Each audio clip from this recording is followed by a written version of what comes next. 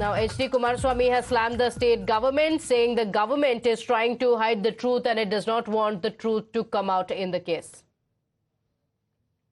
ವಾಸ್ತವಾಂಶಗಳು ಹೊರಗೆ ತರಬೇಕು ಅಂತಕ್ಕಂಥದ್ದು ಇವರು ಯಾರಿಗೂ ಮುಖ್ಯಮಂತ್ರಿಯನ್ನು ಸೇರಿಸ್ಕೊಂಡಾಗಿಲ್ಲ. ಇವತ್ತು ದೇವೇಗೌಡರ ಬಗ್ಗೆನೂ ಪ್ರಶ್ನೆ ಮಾಡ್ತಕ್ಕಂಥ ಮುಖ್ಯಮಂತ್ರಿಗಳು ನಾನು ನಿನ್ನೆ ಒಂದು ಪ್ರಶ್ನೆ ಮಾಡಿದ್ದೇನೆ ಅದಕ್ಕೋಸ್ಕರಲೇ.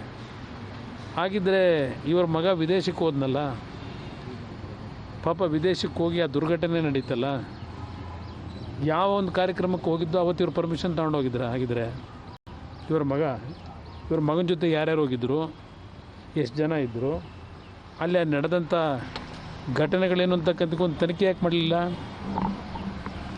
ಯಾತಕ್ಕೆ ಮಾಡಲಿಲ್ಲ? ಅದನ್ನು ಯಾಕೆ ಮುಚ್ಚಿಟ್ರು? ಅದಕ್ಕೆ ಇವರೇ ಕಳಿಸಿದ್ರೆ ಅವ್ರನ್ನ.